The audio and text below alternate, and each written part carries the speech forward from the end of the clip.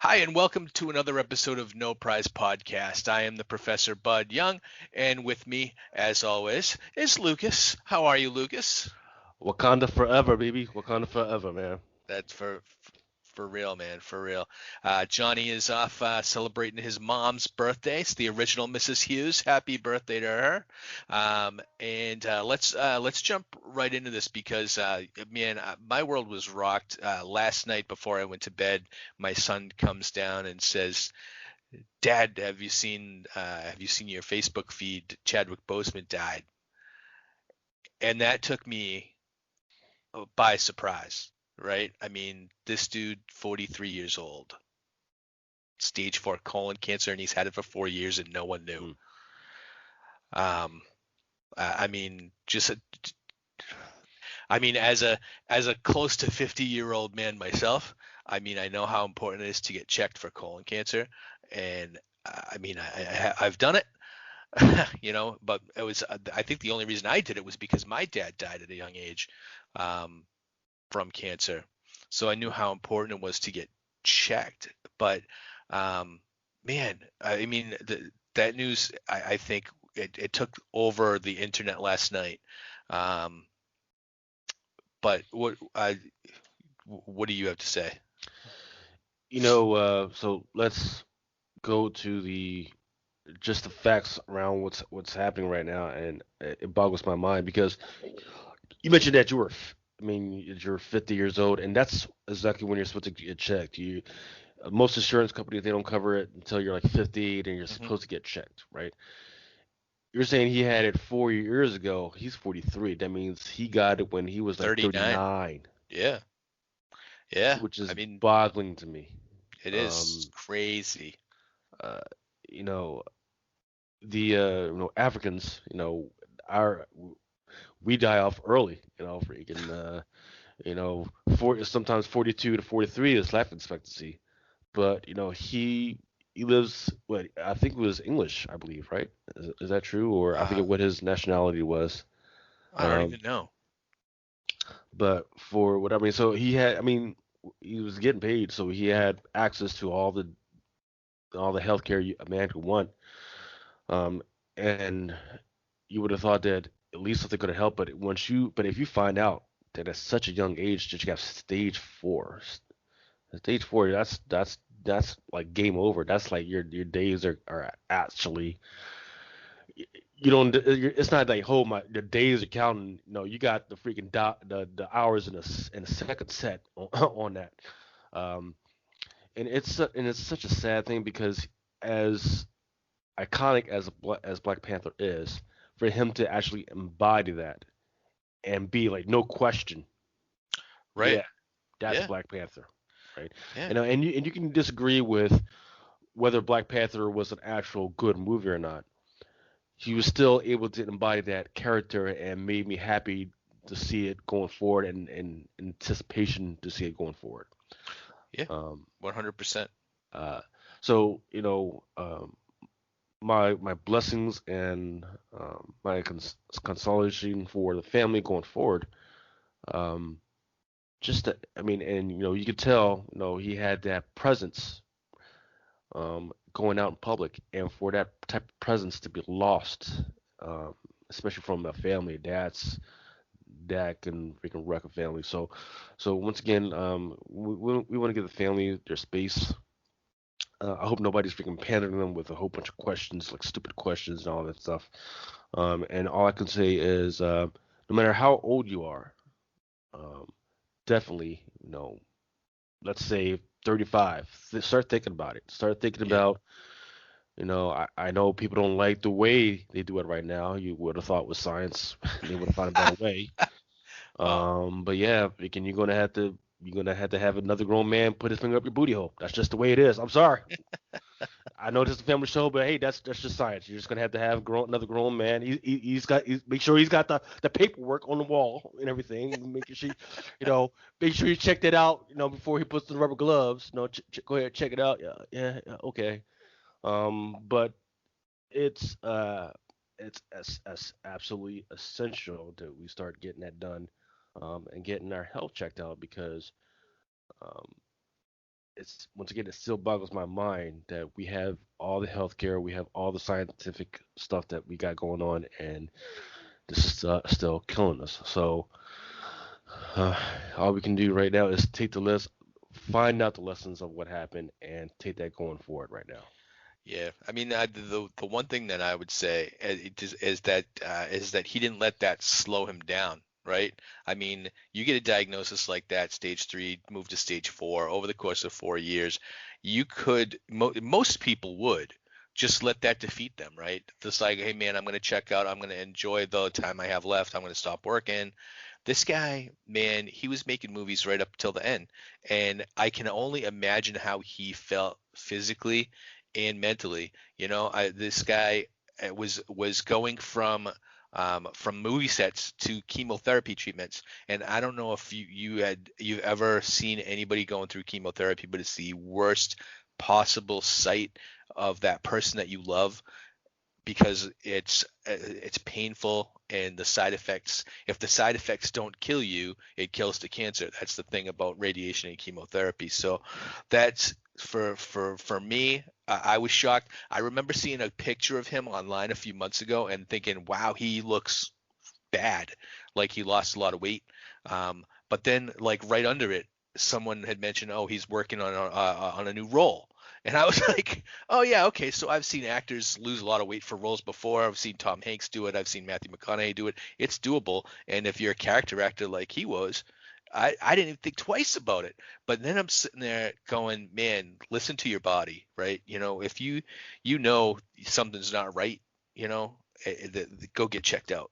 And that's, I mean, I don't know if he could have dodged that cancer diagnosis. It sounds to me like it was just a bad luck of the draw on the cards. Um, but to me, that let this be a lesson to get checked, but don't let don't let some kind of whatever's going to happen to you don't let it slow you down. Live your life to the fullest, and just imagine in the last 4 years how much joy he brought to everybody on this planet, portraying the Black Panther and other film roles that he's done with that diagnosis, living with cancer. So, um, I think we're going to hear a lot more about this in the next few days because this is really still fresh and raw for all of us. But just to see maybe a back, and maybe we won't, but like a how he lived with it. I'm sure there's going to be some kind of documentation. There are people that knew that he was sick. I can't believe the public didn't find out, right? Because Right, this was right. in this day and age, how did we not know? Yeah.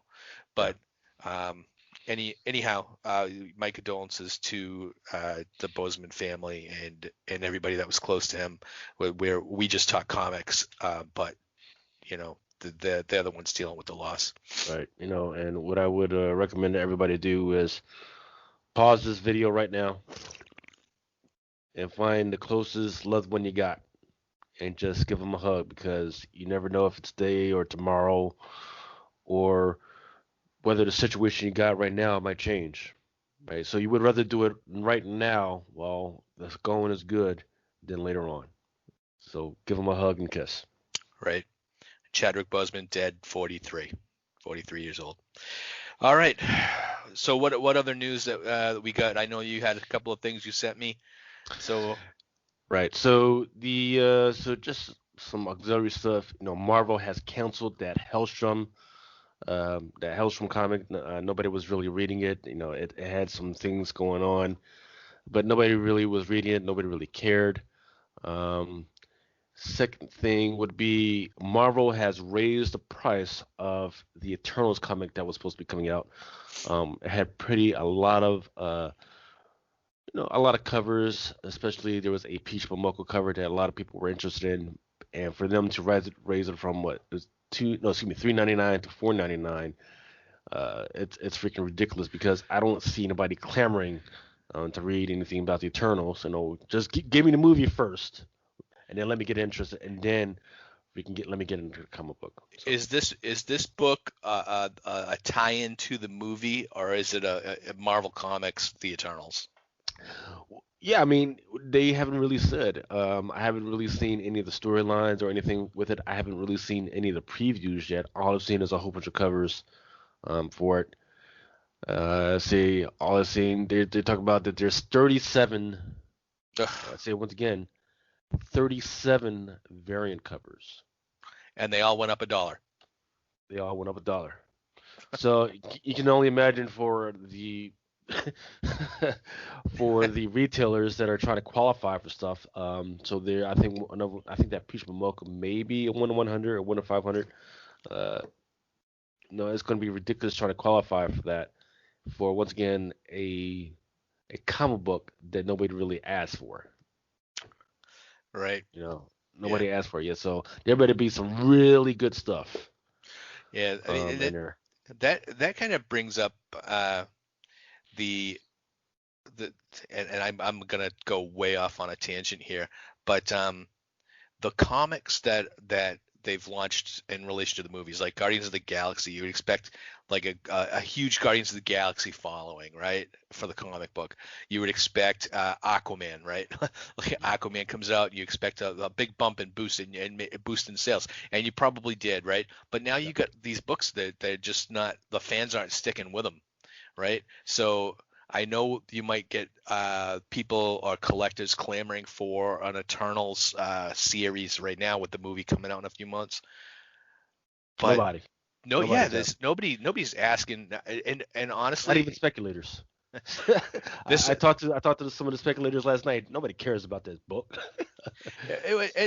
but in the Eternals movie itself, I haven't heard a lot of buzz or a lot of not to the level of Avengers Infinity War or even anything pre the MCU, right? There was more buzz for Guardians of the Galaxy, which no one really knew about. There are some good characters in the Eternals, but they're introducing the Black Knight, and it's like no one really it's Right. coming in totally under the radar, and I don't know if there's an expectation level that Disney has set for this movie, which I imagine is the bar is probably pretty high, but in the given the state of everything, where they've held off Black Widow for what, almost 6 months now. um I just don't see the market for this movie, and it scares me. Right. It scares me for the future of the MCU if they can't get people to come out to see this movie. Well, so you brought up a good segue to my next article. Um, but what is interesting is you brought up the Black Knight. People don't know Yeah, necessarily who know who the Black Knight is or what's going on with it, but they'll know who's playing them. yeah, they are interested in him. So that is one thing that they probably should have did that first. Bring him into something first, right? Maybe drop him into Black Widow or whatever you got, and then freaking shoot for the stars for the Eternal. But I haven't heard anything about that right now. So I forgot the first appearance of Black Knight, but I'll look it up later. So that's what they should do first. Give me Avengers number 47 or something like that. okay. Yeah, freaking give me that. Give me the Black Knight. Give me to love him, and then get me an anticipation of what's going to happen with the Eternals, and that might work. Um, they're expecting people to pay a whole bunch of money for these 37 covers, and I don't really see any artwork for it yet, except for Alex Ross. But that's a crappy cover, especially even from Really? coming from Alex Ross. Yeah, Wow. I'm like I don't care about that. There once again I saw there's one from Momoko, Peach Momoko, who is a great artist. She's the highest artist going out there right now. Her cover is freaking crappy. Like I don't know what she was thinking. or maybe she was just frustrated and pissed off and just wants a break. Um, and there's some limbs. There's just all types of crazy stuff that they're asking for that nobody asked for. So, so once again, like you said, this makes us wonder what's going to go on for the Marvel MCU later on. But I'll get into that. What we do know for the Marvel universe as broad and for the Marvel licensed properties, the next thing up is Fortnite, right? They're going to drop some of the characters from the Marvel universe into Fortnite. So for those who don't know what Fortnite is this PlayStation, Xbox games where they got all these different characters and they drop into this universe and then they just fight each other, right? And then the last man standing wins points and gets higher in the standings for all the game. It's been out for a few years and people love it. The kids want to play it, but I don't let them play it because it's a little too violent. But it is interesting that once again we've been talking about looking out for the future, making sure you can tie in or bring in these little kids into your property, and that's what they decided to do. Is drop their Marvel characters into this. So right now, I'm looking at a snapshot of what it looks like, and I see Doctor Doom, I see Groot and Raccoon, I see the Hulkbuster, I see Gamora, Wolverine, Storm, um, She-Hulk maybe, Okay. and and Thor as Herald of Galactus. Now these skins that you can play as, like the characters. Hmm. Oh, okay. For the Fortnite thing passed me by, so you know, I'm on the fringe. Oh, My son we're played it for gonna like 5 minutes. we're gonna have to have a no prize podcast Twitch Uh-oh. series where we sit down and just watch and just play against each other. Josh and Uh, Mega would be all over that. um, so once again, the last character that I mentioned was Rune King Thor, and that's my next article that I wanted to talk about. So the rumorment that has a 95% chance of happening is that the Thors that's going in the MCU right now, right? So you've got the regular Thor, Thor Odinson, and then you've got Jane Thor that she's supposed to arrive soon. But now there's the rumor that there's going to be another one, right? And that other one is supposed to be Thor, Herald of Galactus. Um, For the movies? well, no, he hasn't made it to the movies yet, right? Oh, okay. Thor. I mean, he's in fact let's go talk. Let's roll into the reviews. Start the book All right. reviews right now. All All right. right. Well, let's talk So about Thor then. right. So the one that just happened last week was Thor number 6. It was a continuation of all the stuff that happened in Thor number 5 and rolled right into it, like page at the page, right? And that last one, um, what's been happening is Galactus, he fell to Asgard. He was all broken up. He says, "Hey, freaking, I need your help, Thor." Thor says, "From what?" He says, "Well, no, there's this creeping thing that's been happening, and I've been running from it. I need your help." And then what pops up is this thing called the Black Winter. The Black Winter uh, shows up. And he says, "Thor, go sit in the corner. I'm not here for you. I'm here for Galactus, who is my herald." That was a big dun dun dun freaking event, right? Like, oh crap, Galactus, all this time, he's not his own thing. He's a herald of somebody else because he's had what, like 15, 16 different heralds throughout his Yeah. life. So carrying over into this one, the which is story number 6. Let me get myself together. So, written by one of the hottest writers of all time right now is Dinah Cates. Art by Nick Klein, color artist Matt Wilson, letter and designer VC's Joe Sabino, with different cover artists by Lever Copio, Laura Martin, Gabriel D'Otto, one of my favorites, Steve Croce, and Steve Stewart. Um, the What happens is, it opens up with the Black Silver Surfer. He comes into the throne room of Thor, and Thor, man, he's he's got both of his arms down, and he's with both arms, man, with both hands, man, he's just pounding away the meat. You can chug one, throw the bottle over, chug the other one, freaking just going at it, freaking. So there's a whole bunch of bottles, and he's like, and Black Soldier is like, hey, I can't figure out what's going on with you. Things seem to be different. What happened to you? So Thor recants about what happened to him. Recants about all the other stuff. And one of the biggest things was, um, Galactus now is a different color. He is now the herald of Black Winter. And for those who don't know what I'm talking about when I'm talking about the Black Winter, because I've talked about this before, is when Galactus was first built or first made, he uh, he lived on his planet of Zenlai, I believe, or whatever planet he was, and he was trying to figure out a way to stop it from being destroyed by this thing called the Creeping Plague. That the whole universe, all of us, was being destroyed by this thing called the Creeping Plague. The Creeping Plague has been brought back, and it's now all these different things. It's the swarm, the Black Plague. It's all this other stuff, and it looks like Mr. Cates, Donny Cates, is trying to bring it all together and make it all one thing, all to include the Black Void, to make it all in one thing and make it cohesive. Because how many black things out there, how many creeping void things out there that destroys everything can you have out there? So he's like, hey, let's get the entomology together and make it all make sense. Um, so the Black Winter is fighting with Galactus right then, and then um, Galactus turns to Thor and says, Thor, I need your help. Come on, Black Winter's here. Let's do it. And Thor says, no, shut up. Sit down in the corner, Galactus. I don't need you right now. I got this. And Galactus says, we talk about, and Thor finally says, bring the thunder down on Galactus. Galactus, go have a seat.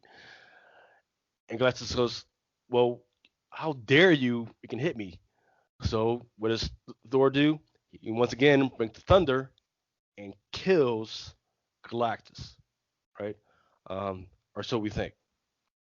It's not really positive about what happened right there because there's all types of things that can happen with Galactus, right? And I've seen it in different things, right?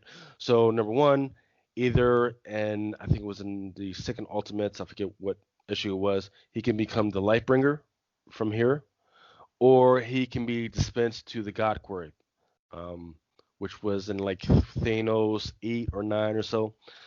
So he can be dispensed to that, and then he'll be brought back. But right now, the big thing is Galactus is dead, killed by Thor. Um, and then the next big thing is uh, Thor now turns his attention to Black Winter, brings down the thunder once again, dispenses of Black Winter until it's nothing but a little black snowflake. And the little snowflake freaking gets his ear and says, hey, you thought you won right now, but the end is still coming. Do you want to know how you die? And Thor puts it up to his ear, and it shows a big, nice splash page, which looks like an introduction to the upcoming series called Marvel Zombies Resurrection, where you've got all these different superheroes, um, Wolverine, Magic, Thor, Miss Marvel, Mac Marvel, Hulk. No, they're all freaking zombies.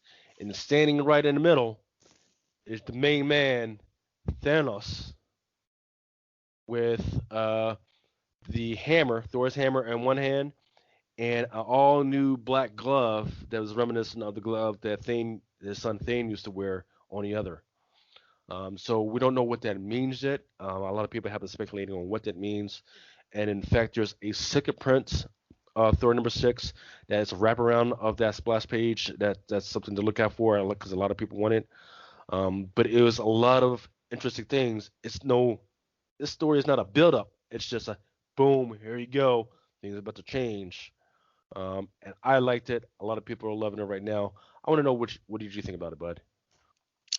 So, um, so I'm an old school Thor, so I really love when they have these sweeping space epic, galaxy type spanning Thor issues. Um, and this one's not really an exception, because it's cool. I like the build up. I love how Galactus kind of made Thor his herald, but it's kind of really the other way around because Thor's the All-Father, so he gets the power cosmic, and now he's like more powerful than Galactus. So it was kind of like a like full Jew kind of thing. Um, the thing that and you've been talking about on this podcast for months with Donny Cates' writing and Null and everything that's going on in Venom with Cosmic Ghost Rider, and Donny Cates has been putting his mark on Thanos and Galactus since he started writing for Marvel, and this really kind of is that next chapter in whatever the hell is going on in Donny Cates' head as far as how he wants to introduce or finally introduce this character Null. And that's like when I kind of looked at the Black Winter, I was like, okay, that, and immediately come at it. How is this guy tied to Null, right? Is he Null's herald, or is this kind of like a he's just a space filler, right? Or he's going to bring up, and I'm sure, who knows, next summer we'll have this big Null event across Marvel. The cool ideas I liked in this story was the fact that Galactus was a herald himself, to kind of make you feel like Galactus, who you kind of have been thinking for the last 60 years, has been pretty much the end all be all most powerful being in Marvel and unstoppable force, and to think that he's working for somebody, you know, that kind of instantly brings credibility to the Black Winter, right? Yeah. So to me that was pretty cool. The one thing that I didn't really like is I didn't really think we saw enough of the Black Winter to kind of really make a decision on whether or not this is going to be like a really cool next level villain. He was dispatched pretty handily by Thor by the end of this issue, which kind of makes you think how powerful is Thor now? Yeah. If he could take out in the same issue, he takes out Galactus and the Black Winter. Mhm. Like what's up with that? The art by Nick Klein is he does a couple of double page spreads, but the one where Thor pretty much incinerates Galactus and then on the next page uses him as a bomb to blow up the Black Winter. I kind of like that. One of the coolest visuals is Galactus's helmet being like the gateway on the Rainbow Bridge now, which Yes. I thought was cool too. But the funny thing is you see Lockjaw walking across the bridge with Yes. Sif. There you go. So the Inhumans are they on Asgard now? Or maybe that was kind of like a little kind of Easter egg that maybe you weren't really supposed to notice. It is an Easter egg. I've seen some of the previews for the upcoming months in October. The Inhumans are coming back. Okay. I don't know how, because Vox basically destroyed them, killed them off. So it'll be interesting to see how they bring them back. But that was Donny Cates too, wasn't it? Talking about the Inhumans, was it? Yeah. I don't even remember. I used to have it up here, but yeah, I don't even remember. But yeah, the last page double page spread, I can't tell you how much I absolutely hate the zombie gimmick.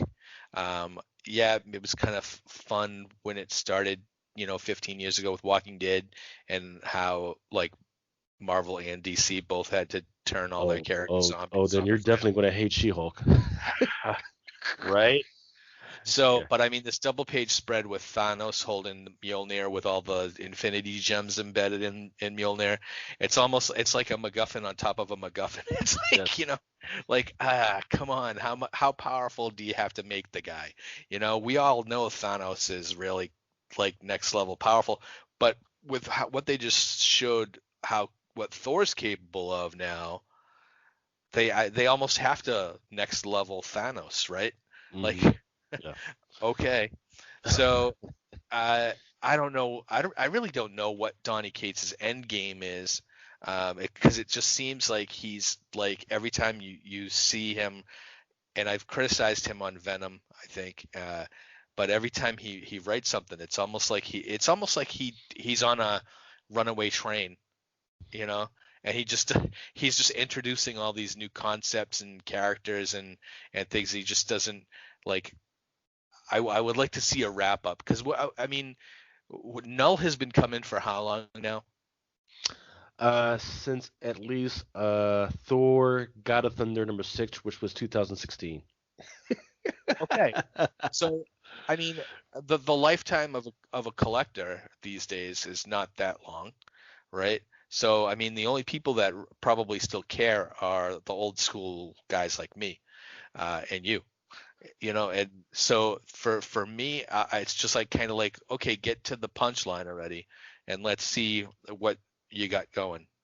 And but that does not take away from this issue. I thought this issue was really, really good. It's the last part of this 6-part arc.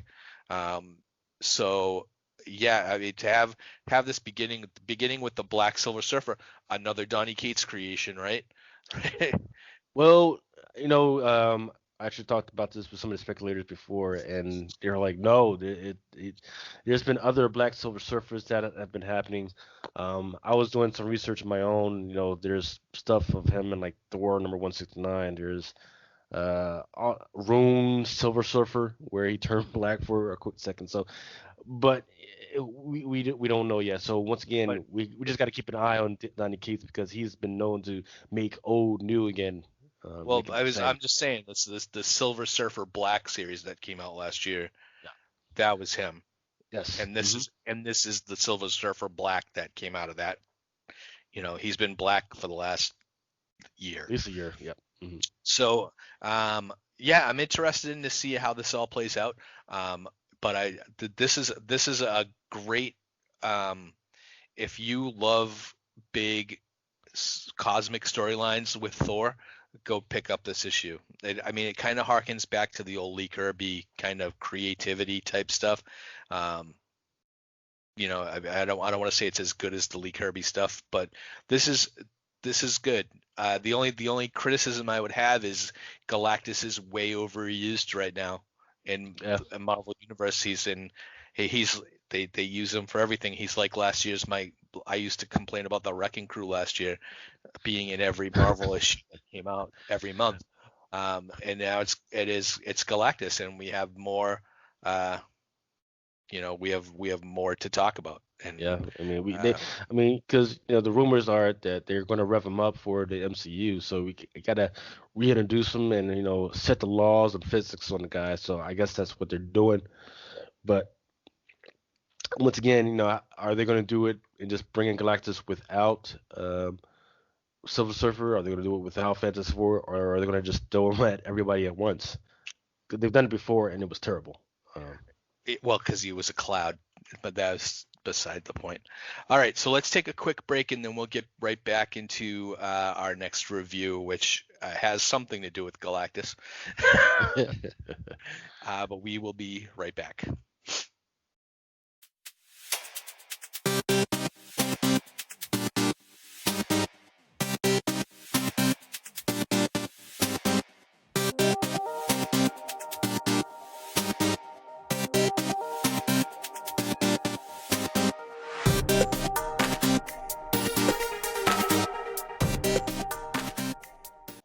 And we're back. How was that break for you? Satisfying. Yeah, it was satisfying for me too. All right, so we're going to jump right into Fantastic Four Antithesis #1. Let me just get it up here. It's by Mark Waid and Neil Adams, and inks by Mark Farmers and Laura Martin is colorer. We have VC's Joe Caramagna on letters, and then there's tons of variants covers by Art Adams, Ed McGuinness, Sarah Pichelli, J.P. Meyer. This is an old school comic.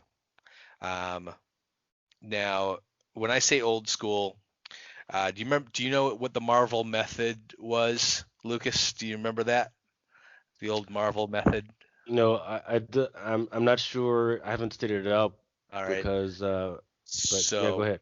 I'll explain to you because I know there might be some fans that may be like, "What's the Marvel method?" So, so the dawn of Marvel Comics was a collaboration. Stan Lee and Jack Kirby would sit in a room, and Stan Lee would jump on his desk, and he would act out all these crazy scenarios, what the Fantastic Four were going to do, what Spider-Man was going to do, the Hulk, and all that stuff. And he was very animated, and Kirby would take notes, right? And then Kirby would go home or back to his desk or whatever, and he would create the comic book, right, with the notes that he made from Stan. And then he would come back with the art, and then Stan would sit there and script it, right? So basically, it was a collaboration where Kirby was acting off of, he didn't have a script, right? So when people give Stan Lee 100% of the credit for the Marvel Universe, you have to give Jack Kirby at least half, because the ideas and the flow, everything came from him, and then Stan Lee scripted around Kirby's art. This is exactly what's happening here, and I don't know if you noticed in this book, but this was art that Neil Adams created, and then Mark Adams just created the script file. Really? I don't even know if this was much more of a collaboration, if Neil was working off of a plot by Mark Waid, but I suspect it wasn't. I suspect that Neil had this idea of what he wanted to draw, and then drew it, and then sent it to Mark Waid to script. I know that we've seen, and this is all speculation on my part, and this is just me kind of doing some detective work based on my years and years of reading Marvel Comics, because this doesn't look like even that much of a collaboration. And Neil, for years now, has been writing and drawing his own stuff. If he did it over at DC with Batman, the last thing he did for Marvel, I can't even remember which one it was. It was an X-Men issue, I think, or something. But that was written and drawn by Neil. This at least this time they gave him a writer. But I think, and I like Mark Waid's work, but the writing in this is a wicked hack job. It's just and I'm going to preface this by, I like Mark Waid's work generally, but he's scripting Neil Adams' art pages, and that can only be very, very difficult. And then in that case, it's not really as fun of a read as it looks like, because Neil Adams' artwork is still unparalleled. Right. I love Neil's work. His forms, his figures, his facial expressions, everything. There's one gigantic issue I have with his artwork in this, and I don't know if you already have this teed up to go, but since when does the thing have teeth? And this big and not just teeth, but big gigantic chiclets that you've and it's every panel you look at the thing, and he's got teeth and just gigantic choppers that look like, the only thing I could think of is, if you ever watch TV and you see those commercials for the dog treats that clean the dog's teeth, and then at the end the dog smiles, and it's unnerving. That's exactly what's happening here. It is, the thing smiles, and you're just like, what the crap? The thing's supposed to be a big Muppet, right? Like, when he opens his mouth, there's no teeth. And I know he has them, but we've never seen them. Kirby never drew him with teeth. Byrne never drew him with teeth. He's never had teeth. And it took me out of the issue, because every frame, every panel I looked at, he's got teeth. He's got this big old chiclet, big old chiclet smile, man. It's unbelievable. And I couldn't get past it. And then there was another sequence where they're on the Fantastic Car, and they don't have their uniforms on because they had to run out and stop a comet from hitting Earth. And in between panels, they all instantly had their uniforms on, which took me out of the issue again, because I was like, wait, was there some kind of passage in time in between one panel and the next where they all changed uniforms? So I don't know if that was anything that you noticed, but other than that, it is the artwork. Mark Farmer's inks over Neil Adams pencils, fantastic. If you're old school Marvel and you're a Neil Adams fan, this book is for you. But don't look aside from the writing, because Mark Waid was obviously work for hire.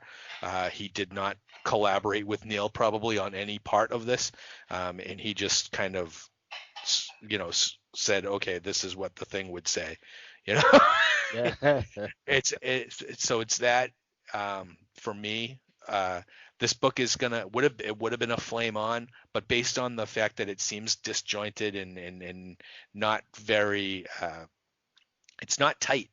So I mean, this is a bit of a stretch for me, but the artwork is a total flame on, except for the teeth. If they could just go back and Photoshop out things teeth, I would flame on this book in a second. But I mean, obviously, I mean, you'll even see it. It's like Neil goes out of his way to Yeah. draw teeth on the Exactly. thing. Yeah. So, what did you think, Lucas? I think that's a very good point. I didn't really notice it before, but I feel like that whoever drew it, um, I feel like they had to put it in to show more emotion. That they, it's almost as if they felt like there wasn't enough emotion and emotive in the comics from the characters, because every single character, I've noticed more teeth than I've ever seen before. Hmm. That was what was interesting. So I guess they felt that thing needed to have more emotion, and in order to show that emotion, hey, let's put some teeth on them, and that's fine. I had no problems with that. But what's more interesting to me right now is the lettering. The lettering to me was horrible. I Really? felt like, yeah, I felt like the artwork, and I know you didn't like necessarily like the artwork, but I did like the artwork. I felt like if they had even just took out all the lettering and just made it a selling issue, Mm. it would have been great. It was so. I know you said some of the panels where the flow was kind of messed up, but I could have just looked at the artwork and got and gathered what I needed from the artwork, and I would have been more entertained that way. Versus having to read these panels and not getting anything from it. Hmm. Okay, Yeah. okay, Mr. Fantastic has this new freaking thing that he's never had before. Okay, yeah, things. Okay, the kids are here. No, whatever. But yeah, the once again, and the thing, but once again, the most interesting thing about this particular comic was that comet. So that comet was the Silver Surfer. Silver Hmm. Surfer arrives, Fantastic Four right, surround him. They get ready to pummel his butt for some reason. And then he reaches out and says, "Hey, um, I just got my butt kicked." He's like, "Why? Weren't you under protection of Galactus?" He says, "You guys don't understand. Galactus is dead right now." So that's pretty much the interesting. He doesn't say how, he doesn't say what happened, and even he's still a little charred black, but we don't know if this is the Silver Surfer black that was now shiny or whatever. It doesn't really say, but I think this story is in a different universe or a different story time than what's happening in Thor right now. And I say that because I've seen the previews, and Thor is good and live, and it doesn't like it had anything to do with Well, this. so yeah, so I mean, it tells you right at the beginning. It's a new story from a classic era, right? So obviously this was a throwback. Like this story is supposed to fit in continuity somewhere. Just not. It's not now. It's in the past. The only thing that I had a problem with, and the good thing that you brought this up, is I don't know where it fits, right? Because obviously, so we have Franklin and Valeria. So it was Yes, yes. post As Right, little right. kids, But right? the thing is Agatha Harkness is also in this issue, and Agatha Harkness died way before Valeria was Ooh, ever born. So that, it has to be in a different universe, or else it's it just doesn't make sense, because I mean, Agatha was dead.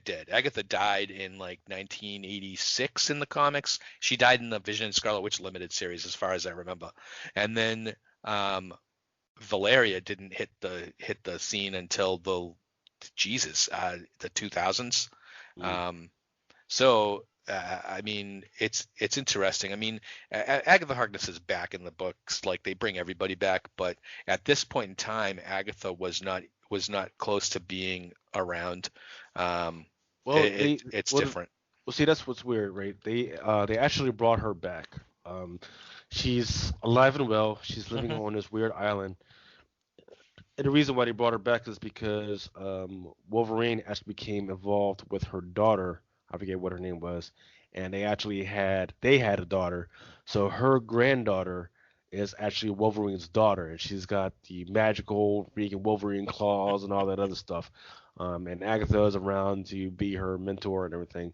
So she's alive and well. She's just on a different island. But she was supposed to have been raising that kid, not raising the Fantastic Four kids. So I don't know.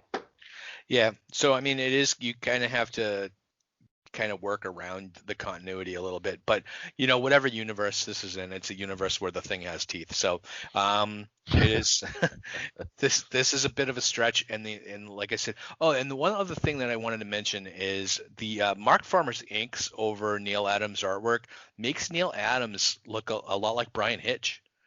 Mm, Especially in the second half of the book. I was like, wow, this kind of looks a little like Brian Hitch. So, okay. but that's, I mean, if anything, Brian Hitch looks like Neil Adams. So, so Neil Adams is the original, and having met Neil a few times and having some pretty good conversations with him, I'm really glad to see he's still working. Mm, I mean, this yeah. guy's gonna die with a pencil in his hand, so Mm, um, he can continue to create art and charge as much as he wants for it. He's earned it. yeah. So, It's pretty good stuff. all right, I'll give him that. so let's jump into because I think we're only gonna do 3 books this week. Right. Um, let's jump into your X-Men number 11, and you can tell me what kind of sense you make out of this. So go ahead. All right. X-Men number 11. This is another Empire uh, X of Swords tie-in. So it's tying in all these different events, and it blows my mind. It's like, Marvel, what are you doing? You've got all these events happening at the same time, and now you're trying to tie them in to each other. Seriously, Yep. seriously, Marvel. Um, the writer is John Hickman, artist Lionel Francis Yu, color artist Sunny Gold, and letterer VC Clayton Cowles. Design, of course, by Tom Mueller. Um, the one good thing is that it's trying to reintroduce to people this summoner, right? Summoner was a kind of a child humanoid thing that was born on the other island that people are not tracking right now. That's Araco, which is like the sister island to Krakoa. So like all the dark things that are normally not on Krakoa, they're on Araco.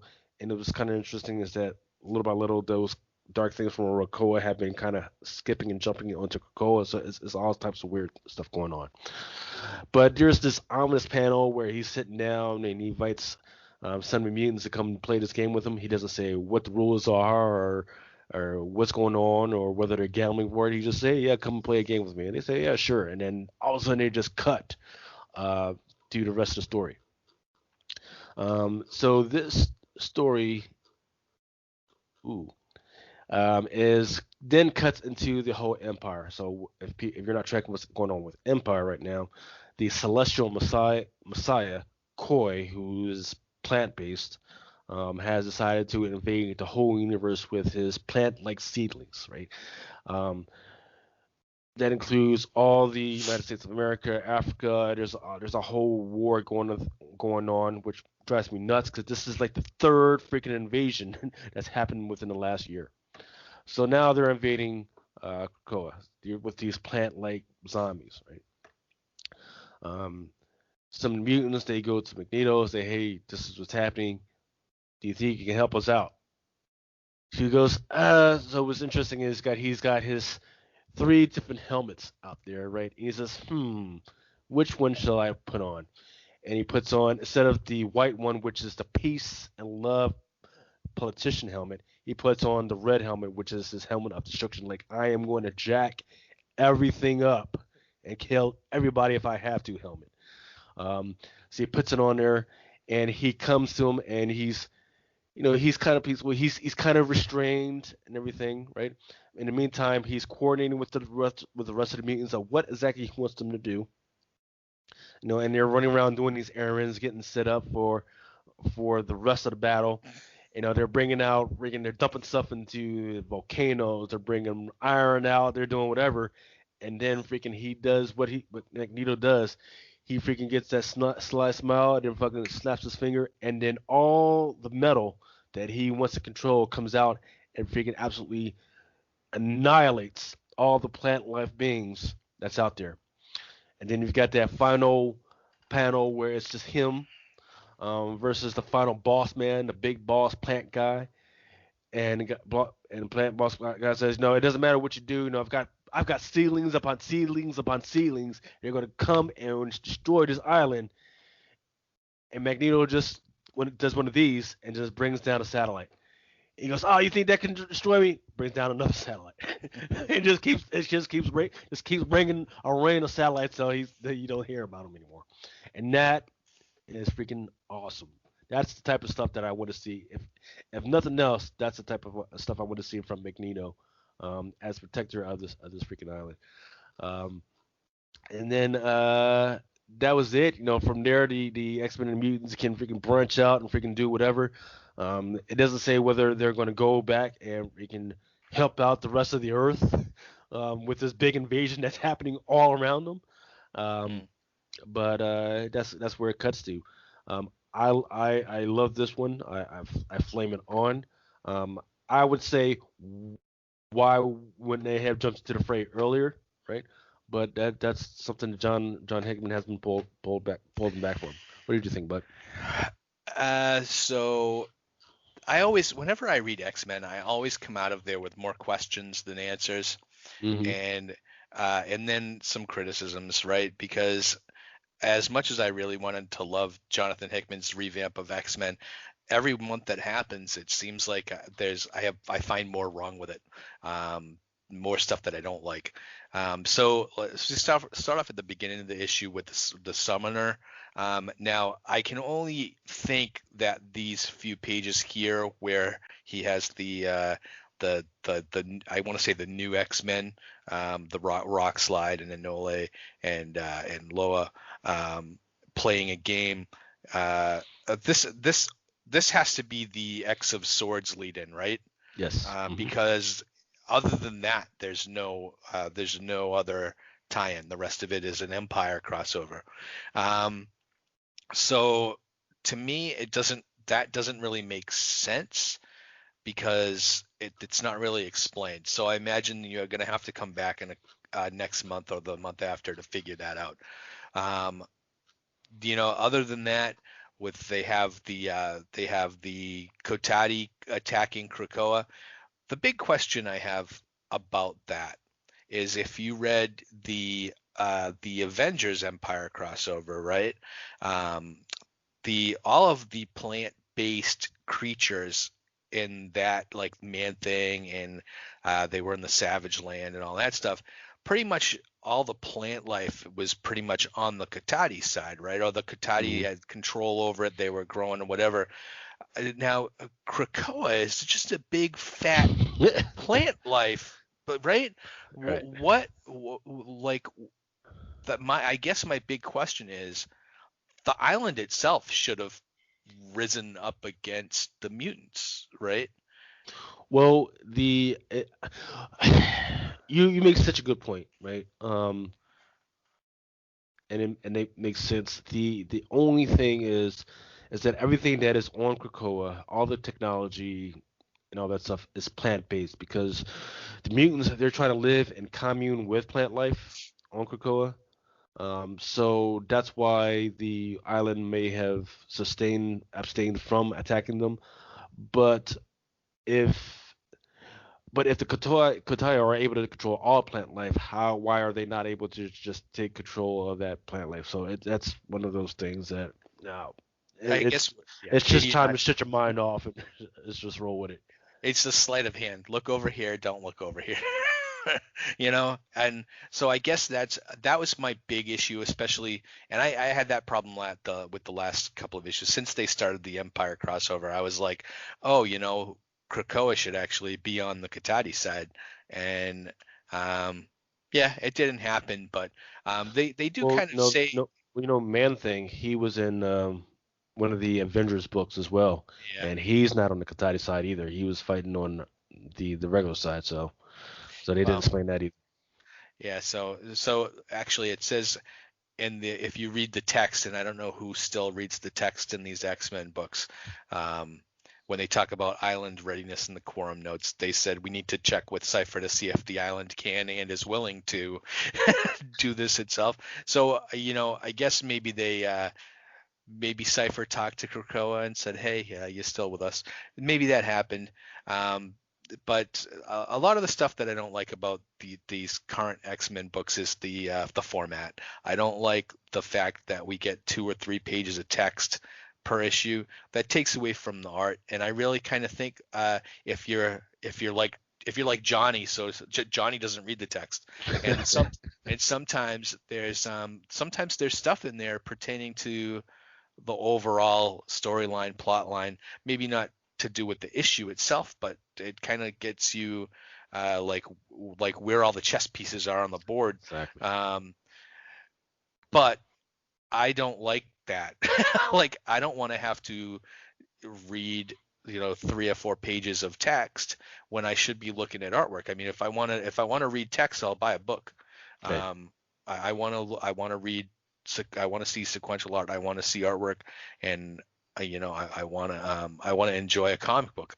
Um, the rest of this book, yet that Magneto is just a badass in this book. I mean, from beginning to end, um, I I love the exchange between him and Magic and Gorgon, where Magneto specifies like, okay, so just to be sure, we're dealing with aliens, not human, right? Because it's because we Yeah. kind of had a pact that we don't kill humans, but aliens are off the like I could kill as many aliens as I want, and I'm paraphrasing here, but that was I thought that and that's what led him to decide to put on the red armor, right?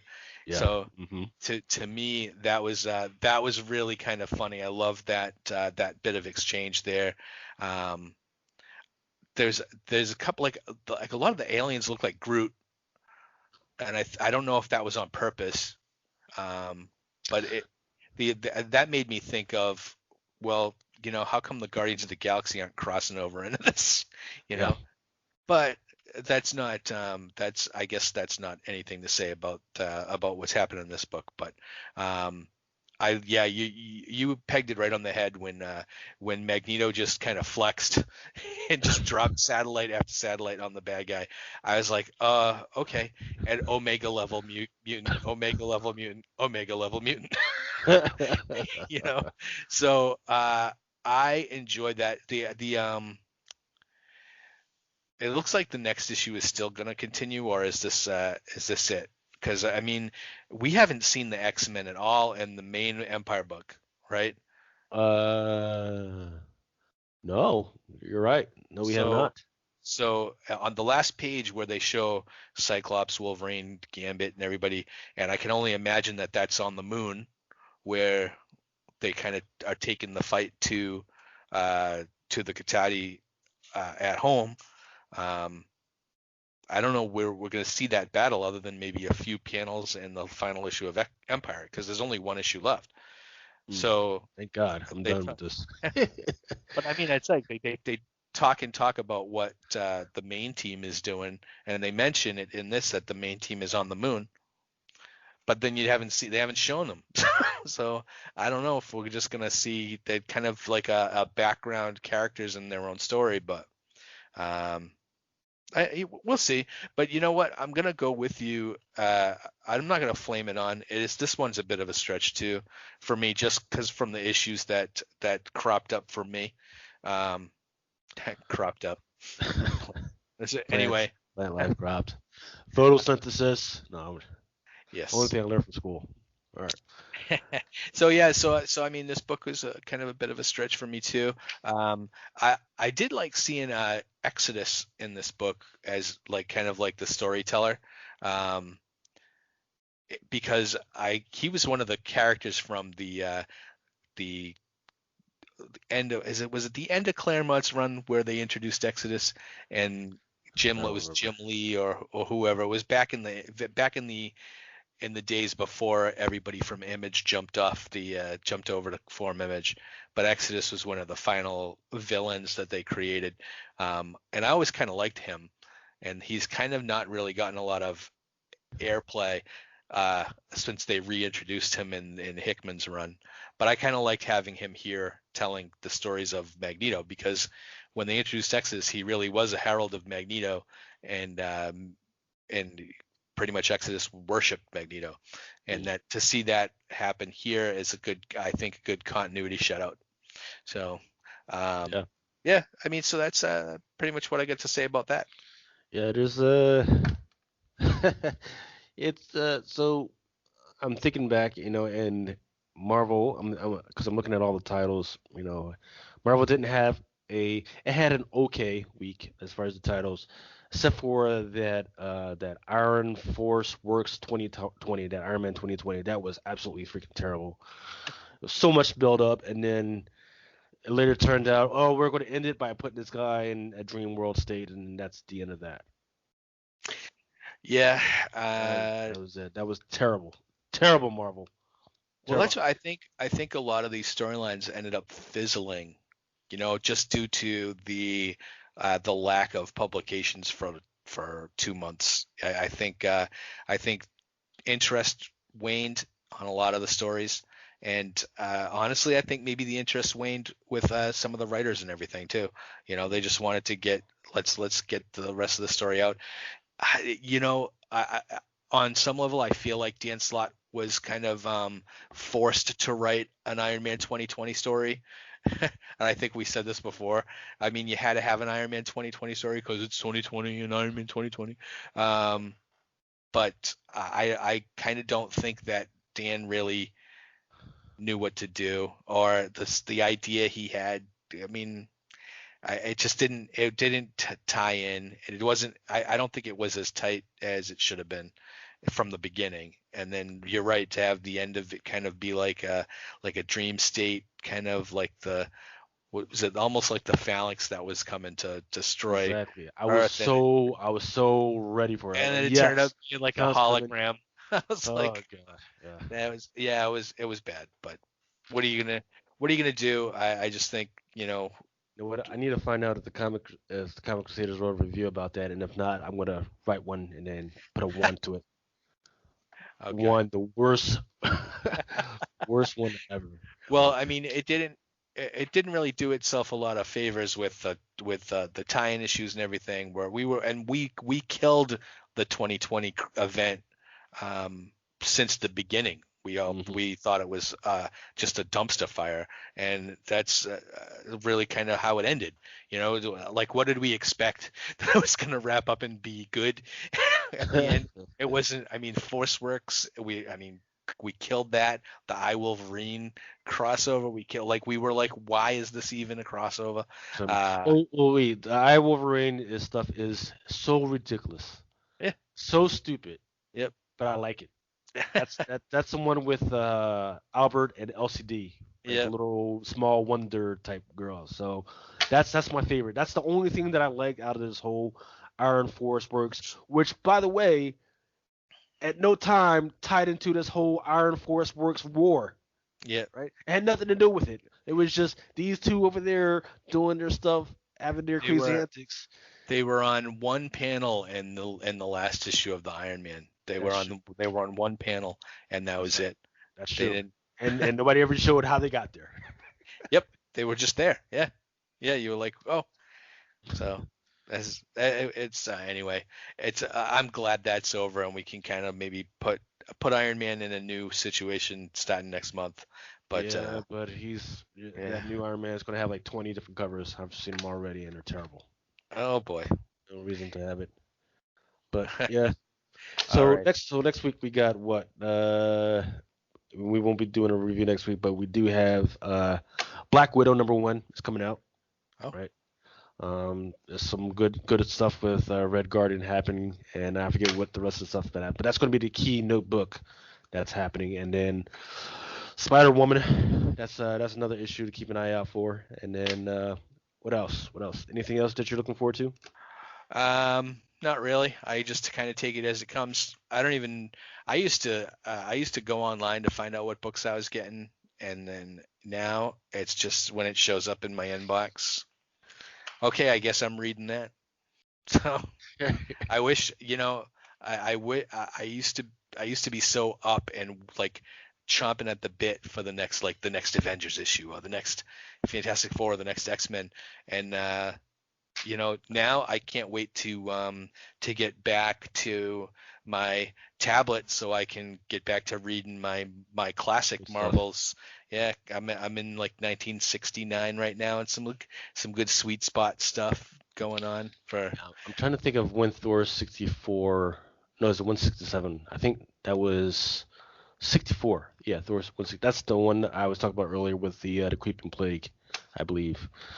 So coming out is going to be Avengers of the Wasteland, Black Widow with its 20 or so covers, Cable #4. That's one to keep an eye out for. Captain Marvel. That's another one to keep an eye out for with Raquel or is Renelle or whatever her name is, her sister. L'Oreal. There you go. Empire #6. That's the one that you said is going to be the last issue, I believe. Is that true? Oh, yeah, that's so. Well, no, there's an aftermath issue, but I mean it's the last issue of the core book. Okay. Fantastic Four, Volume 6, #23. Yeah, those are all Empire tie-ins. Yep. Guardians of the Galaxy #6. Hawkeye #6. Marvel Tales Captain Britain #1. It's got a pretty interesting cover by Anya Lee. And then once again that Marvel Zombies Resurrection #1. That's one that's got like 7 or 8 covers. There's going to be a Peach Momoko cover that speculators are going to be looking out for. Oh, wow, it's already $110. Good lord. Um, Wow. and then there's also a retailer summit cover that's out there that's going to be kind of hard to find. There's a Miles Morales Spider-Man #18 Outlawed tie-in. And then Whatever also, happened to that crossover? The Outlaw well, tie that yeah, nobody cares about the storyline. However, there is a cover out there that people are looking for. That's about $500 out there right now. wow. And it's because it's like the first time that like he and which not Ruby, Kamala Khan and Nova Yeah. We haven't seen those Bosa. characters in months. Yeah. I mean, we getting Miles Morales has been coming out, but we haven't seen any of the Outlaw storyline, which was super hyped up back in March and April. They haven't done really anything with it. Yeah. But did you say there was an issue of Hawkeye coming out? I thought that book Hawkeye Freefall. I thought that was done. I thought that last issue was the last issue. That's true. Let's see. Is this the second edition maybe? No, if it's a new issue, it's a new issue. But I thought they canceled it. No, it doesn't say second edition. It's Oh, Hawkeye Freefall. Let me okay. see who's on the cover. It's him fighting. Well, it's him in the bullseye costume, and I'm not exactly sure who that is that he's fighting. Probably a good guy because he's supposed to be a bad guy now, right? 'Cause everybody thinks Yeah. he's a bad guy. All right, all right. So okay, so maybe I'll read that first this week. All And right. then yeah, that Miles Morales has got the cover. On the cover, there's this Raza variant. It's got him with his little baby sister tied to his stomach while he's flying around, zipping around. Oh, New Mutants is coming out. Ravencroft #4. That's a series that's like a horror series that I like. And rest looks to be just reprints and second prints of stuff that nobody really asked for right now. So yep. all right. Oh, yep. That's it. Oh nope, Wolverine. Wolverine is coming out. So yep. But a lot of good stuff to read and dump your money on. Um, but yeah. All Um, right. All right, so we're gonna wrap up this episode of No Prize Podcast. We'll be back in a couple of weeks, hopefully with some good reviews. I'm glad that there was books we liked this week. So go out there, pick up whatever's good for you, and we'll see you in 2 weeks. All right. Peace.